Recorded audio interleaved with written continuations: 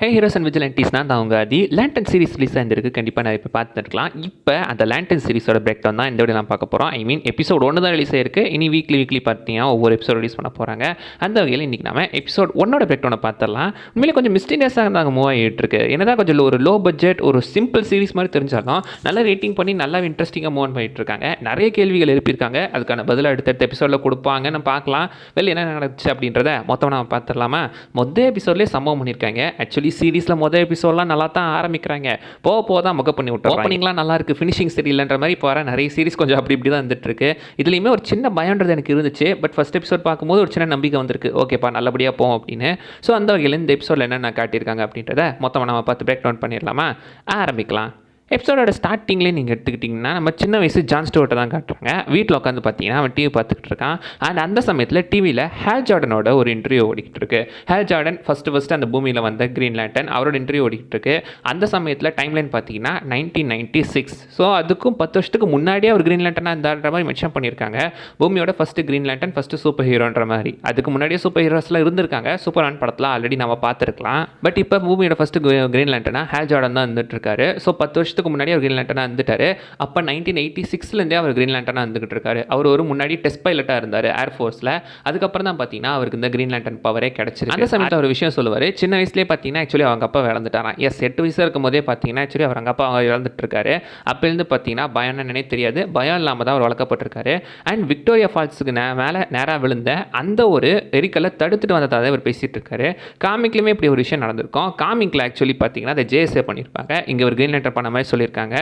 And பார்த்தீங்கன்னா அவர் தன்னோட மாஸ்க்கை கழட்டிட்டு தாங்க வந்திருக்காரு. கிரீன் லேண்டன்ஸ் எல்லாருமே ஒரு மாஸ்க் போட்டிருப்பாங்க, பச்சை கலர் மாஸ்க்கு. இந்த இடத்துல அவர் தன்னோட மாஸ்க்கை கழட்டி இந்த மொத்த உலகத்துக்குமே நான் யாருன்ற மாதிரி அவர் ரிவீல் பண்ணியிருக்காரு. ஸோ இந்த உலகத்தை பொறுத்த வரைக்கும் சீக்ரெட் ஐடென்டிட்டிலாம் எதுவும் கிடையாது போல் இருக்கு. ஸோ அங்கே அவர் என்ன சொல்லுவார்னா, கிரீன் லேண்டன் ஆகிறதுக்கு பயம் இல்லாமல் இருக்கணும். நீங்கள் பயப்படுறீங்களா அப்படின்னு கேட்கும்போது எனக்கு பயம் இல்லை அப்படின்ற மாதிரி சொல்லியிருப்பாரு. ஏன்னா சின்ன வயசில் அவங்க அப்பா பேரண்ட்ஸ் இறந்துட்டாரு. ஸோ அதனால் பார்த்தீங்கன்னா இதுக்கப்புறம் எனக்கு எந்த பயமே கிடையாது அப்படின்ற மாதிரி சொல்ல, அதே இடத்துக்கு பார்த்தீங்கன்னா ஜான் ஸ்டூவர்ட் அவங்க அண்ணன் தம்பியோட தான் வீட்டில் உட்காந்து டிவி பார்த்துட்டு இருப்பான். அதே இடத்துக்கு ஜான் ஸ்டூவர்ட்டோட அப்பாவுமே வந்துடுவார். அவர் ஒரு மிலிட்ரி ஆஃபீஸர். வீட்டில் எல்லாரையும் ரொம்ப ஸ்ட்ரிக்டாகவே வளர்த்துட்ருக்காரு. லைக் அவர் வந்தோடனே எல்லாரும் அப்படியே அட்டென்ஷனில் நிற்கிறாங்க. ஸோ ரொம்ப பயமுறுத்தி ஒரு மாதிரி ஸ்ட்ரிக்டாக தான் வீட்டை வளர்த்துக்கிட்டு இருக்காரு போல் இருக்கு. உள்ளே நுழைஞ்ச உடனே வீடியோ ஒரு மாதிரி பார்த்தீங்கன்னா ரொம்ப சைலண்ட்டாக டல்லுன்னு ஆகிட்டுருக்கு.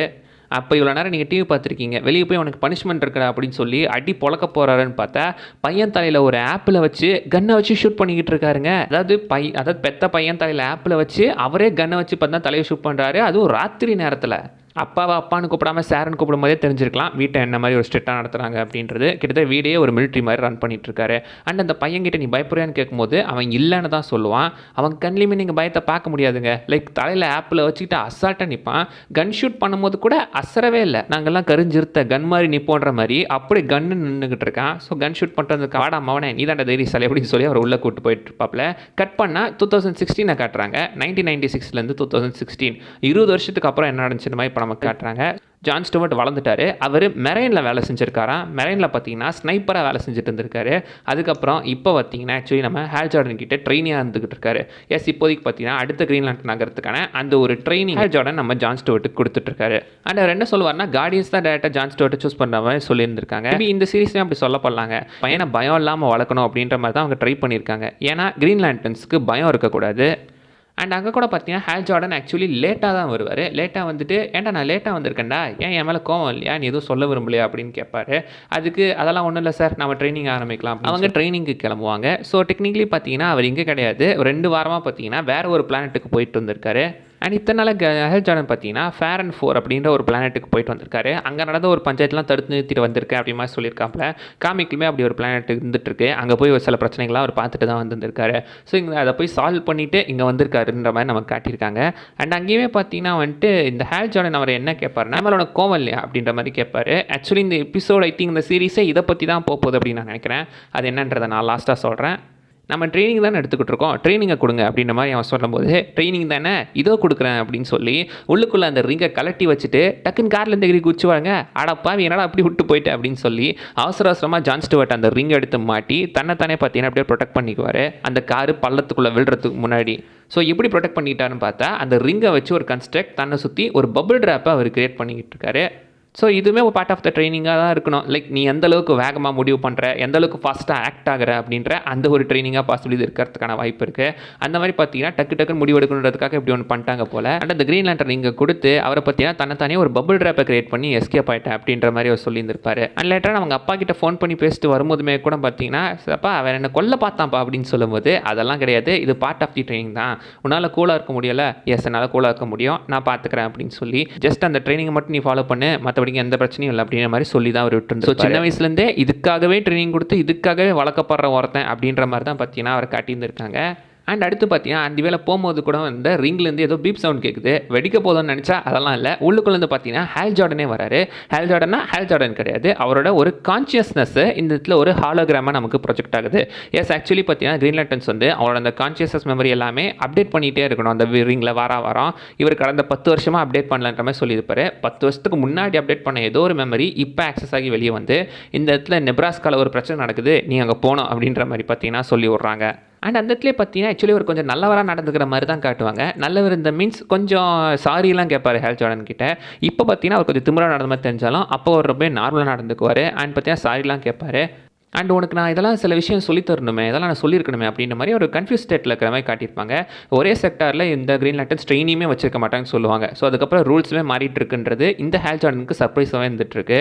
ஸோ அப்போ இருக்கிற ஹால் ஜார்டன் கொஞ்சம் ஹம்பிளாக இருந்திருக்காரு. இப்போ இருக்கிற கிரீன் லேண்டன் ஹால் ஜார்டன் கொஞ்சம் ஒரு மாதிரி திமிரோட நடந்துக்கிற மாதிரி காட்டுவாங்க. ஆனால் ஒரு கட்டத்தில் எபிசோடில் கெல்லின்றவங்க மென்ஷன் பண்ணுவாங்க, அவன் தைரியமாக இல்லை, அவன் தனியாக இருக்கான் அப்படின்ற மாதிரி. 10 வருஷத்துக்கு முன்னாடி அவர் ஒரு மாதிரி இருந்திருக்காரு, இப்போ இந்த டைமில் அவர் ஒரு மாதிரி இருந்துட்டு இருக்காரு. ஸோ நடுவில் ஏதோ ஒரு விஷயம் நடந்துகிட்ருக்கு, நடுவில் ஏதோ ஒரு ப்ராப்ளம் ஆயிருக்கு.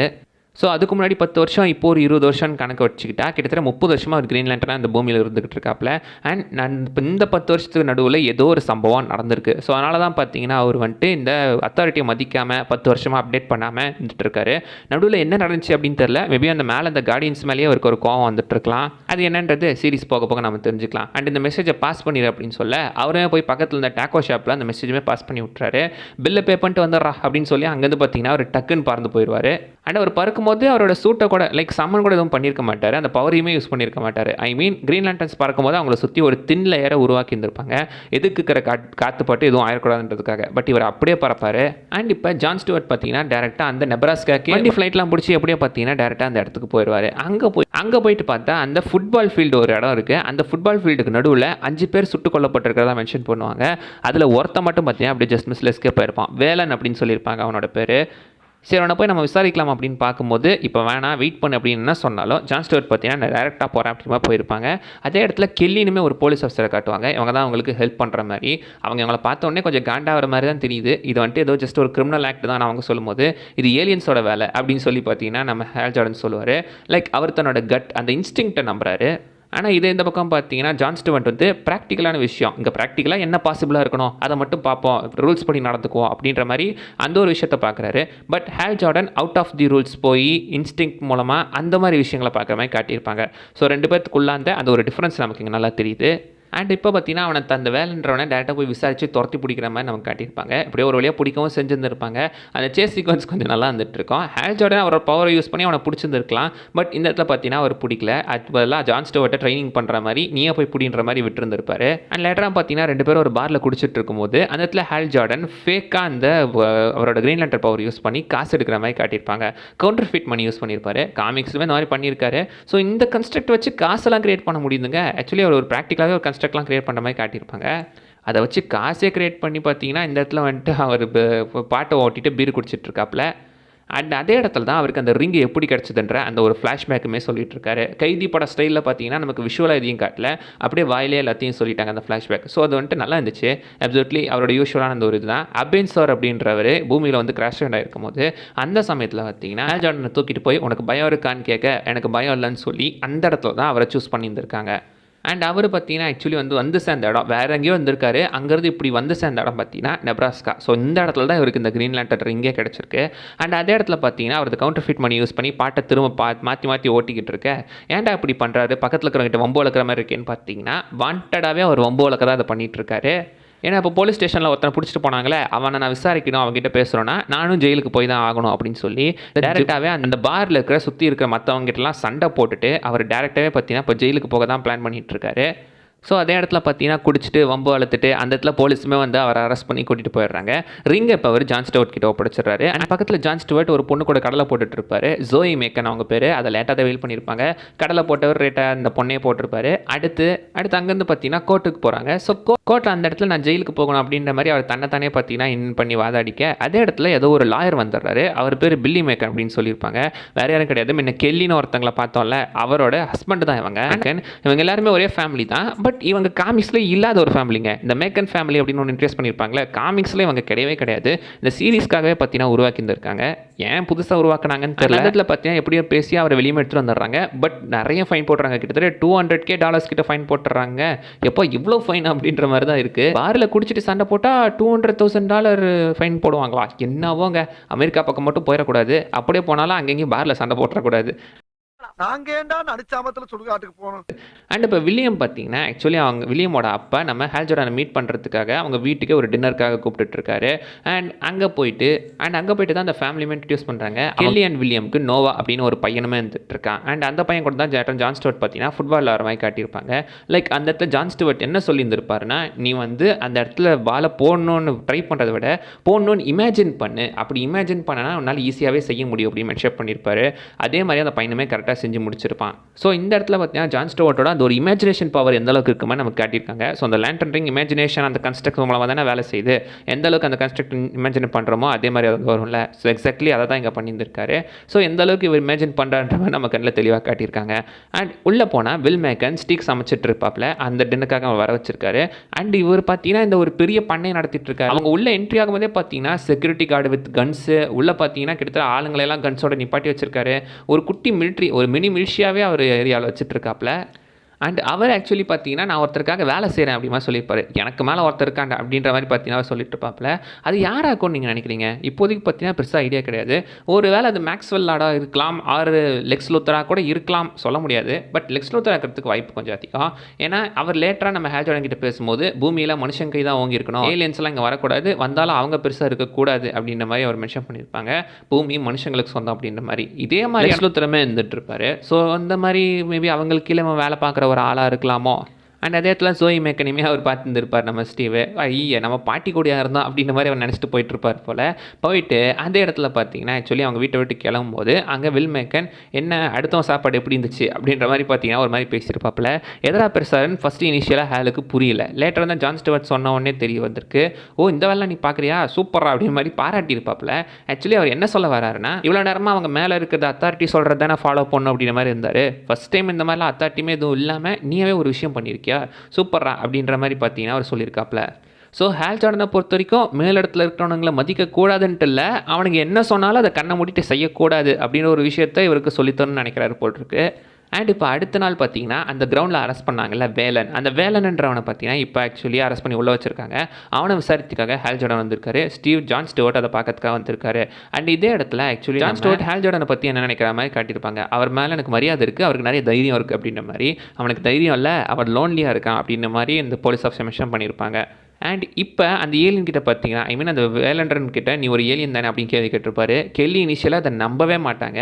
பட் ஹால் ஜார்டன் இன்ஸ்டிங்ஸை நம்பிக்கை வச்சு அவங்ககிட்ட நிறைய கேள்வி கேட்பாரு. ஏன்னா அவருக்கு நிறைய எக்ஸ்பீரியன்ஸ் இருக்குது. அவனுக்கு இந்த ஏரியாவை பற்றி நிறைய கேள்வி தெரியும். பட் பேசிக்கான கேள்விக்கு விஷயம் தெரியாது. ஹாரி பாட்டர் எந்த ஸ்கூலில் படித்தான் அப்படின்ற மாதிரி கேட்டிருந்திருப்பாரு, அந்த ஹாக்வர்ட்ஸ். ஸோ அதுதான் அவனுக்கு தெரிஞ்சிருக்காது. இந்த மாதிரி கல்ச்சர் பேசிக்கான விஷயங்கள்லாம் அவனுக்கு தெரியாது. ஆனால் நீ பர்டிகுலரான விஷயங்களை மட்டும் தான் தெரிஞ்சுக்கிட்டு வந்திருக்க அப்படின்ற மாதிரி பார்த்தீங்கன்னா அவன் சொல்லியிருப்பாப்ல. ஸோ அந்த இடத்துல ஹாலுக்கு நல்லாவே தெரியுது அவன் ஒரு ஏலியன் தான் அப்படின்றது. லேட்டராக நான் அவனுமே ரிவீல் பண்ணியிருப்பான். ஹைப்போதெட்டிக்கலாக நான் ஒரு ஏலியனாக இருந்த எப்படி அப்படின்ற மாதிரி பார்த்தீங்கன்னா அவன் சொல்லியிருந்திருப்பான். ஐ மீன் அவன் ஏலியன் தான் அவனுக்கு தெரியும், ஆனால் அதை ரிவீல் பண்ணாத மாதிரி பேசிகிட்டு இருந்திருப்பான். ஹைப்போதெட்டிக்கலான்னு சொல்லிட்டு அப்படியே வெளியே சொல்லாமல் சொல்கிறானா அப்படின்ற மாதிரி தான் அவன் பேசிகிட்டு இருந்திருப்பான். அண்ட் அவன் பார்த்தீங்கன்னா இவங்களுக்கு ஆப்போசிட்டாக நிற்கிற மாதிரி தான் தெரியும். லைக் பவருக்கு ஆப்போசிட்டாக நிற்கிற மாதிரி, நான் ஏன் இங்கே வந்திருக்கேன், எதுக்காக வந்திருக்கேன்னு அப்படின்ற மாதிரி அவன் பேசிகிட்டு இருப்பான். நீங்கள்லாம் பீஸை கொண்டு வர ஆர்கனைசேஷன் தானே, ஆனால் உங்களால் தான்டா இங்கே போரே நடக்குதுன்ற மாதிரி அவங்களுக்கு ஆப்போசிட்டாக அவன் பேசுகிற மாதிரி தான் தெரியும்.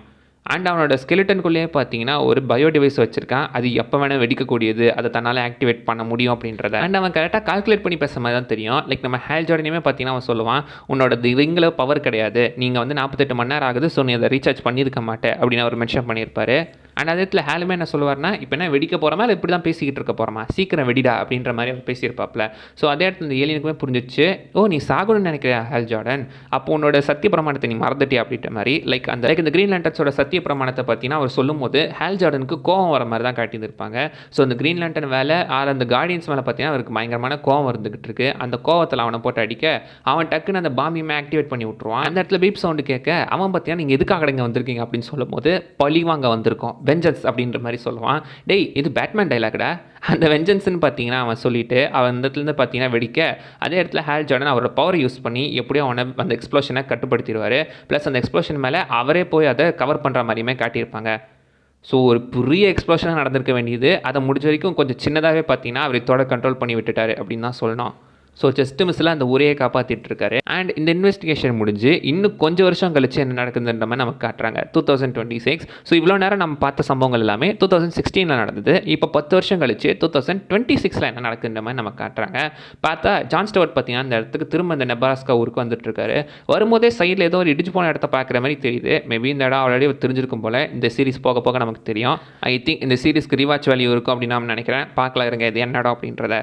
அண்ட் அவர் வெளியே வந்து பார்க்கும்போது அதே இடத்துல கெல்லியுமே இருக்காங்க. எகைன் அவங்க முன்னாடி உட்காந்துருந்தாங்களோ ஒரு ஃபுட்பால் ஃபீல்டு, சேம் இடத்துல இப்போ ஹேல் ஜார்டன் உட்காந்துட்டு இருக்காரு. அவர் தலையில் குண்டடிப்பட்டிருக்கு, கையில் ரிங்கு கிடையாது. அவரோட கிரீன் லேண்டன் ரிங் யாரோ அவரை ஷூட் பண்ணிட்டு அவர் கையில் இருந்த கிரீன் லேண்டன் ரிங்கையுமே எடுத்துகிட்டு போயிருக்காங்க. யாராக்குன்னு நீங்கள் நினைக்கிறீங்க? ஆக்சுவலி பார்த்தீங்கன்னா இவரே மெரைனில் ஸ்னைப்பராக தான் வேலை செஞ்சிருக்காரு ஜான் ஸ்டூவர்ட் கொள்றதுக்கு வாய்ப்பு கிடையாது. ஏன்னா இவருக்கு ஹேல் ஜார்டனுக்கு அப்புறம் அவருக்கு தான் அந்த ரிங்கு வந்திருக்க வேண்டியது. ஆனால் இன்னும் ஹேல் ஜார்டன் தான் கிரீன் லேண்டனாக இருக்காரு. ஜான் ஸ்டூவர்ட் கிரீன் லேண்டன் ஆகலை. அவர் இன்னும் கிரீன் லேண்டன் ஆகாத மாதிரி தான் நமக்கு காட்டியிருக்காங்க. ஸோ இப்போ அந்த ரிங்கை காணோம், ஹேல் ஜார்டன் செத்துருக்காரு. ஸோ மர்டர் மிஸ்ட்ரியில் ஆரம்பிச்சது ஒரு மர்டரில் முடிஞ்சிட்ருக்கு. இது என்ன எது நடக்க போகுது அப்படின்றது நமக்கு தெளிவாக தெரில. பட் இப்போதைக்கு இதில் நடக்கிற சம்பவங்கள்லாம் வச்சு பார்த்தா முன்ன வந்து அந்த ஏலியன்ஸ் யாராக இருக்கும்னு நீங்கள் நினைக்கிறீங்க? லைக் இது கிட்டத்தட்ட எனக்கு பீஸ் மேக்கர் ஷோ தாங்க ஞாபகப்படுத்துது. பீஸ் மேக்கர் ஷோவில் பார்த்தீங்கன்னா இப்படி பட்டர்ஃப்ளைஸ்ன்ற ஒரு ஏலியன் பூமியை ஆக்கிரமிக்க வந்திருக்கோம். கிட்டத்தட்ட அந்த மாதிரி தான் இருந்துகிட்ருக்கு. அண்ட் இந்த நெப்ராஸ்காவில் தான் பார்த்தீங்கன்னா ஆக்சுவலி அவருக்கு கிரீன் லேண்டன் ரிங்குமே கிடச்சிருக்கும். அந்த நெப்ராஸ்காவில் தான் அவர் இறந்துருக்காரு. ஸோ இந்த ஊருக்கும் நம்ம ஹேல் ஜார்டனுக்கு ஏதோ ஒரு நெருங்கிய தொடர்பு இருக்குது. இந்த இடத்துல ஏதோ விஷயங்கள்லாம் நடந்துகிட்ருக்கு. இந்த எபிசோட் முழுக்கவே நீங்கள் பார்த்தீங்கன்னா ஹேல் சாகணும் அப்படின்ற மாதிரி தான் நினச்சிட்டு இருப்பாரு. அவர் தான் உடம்பு மேலே அந்த ஒரு லேயரே போடாமல் காற்றுல சூப்பர் சானிக் ஸ்பீடில் பறந்ததாக இருக்கட்டும், ப்ளஸ் பார்த்தீங்கன்னா அந்த பாம்பு மேலே அவரே போய் விழுந்ததாக இருக்கட்டும், நீ சாகணும்னு நினைக்கிறல ஹேல் அப்படின்னு அவர் கேட்டதாக இருக்கட்டும்.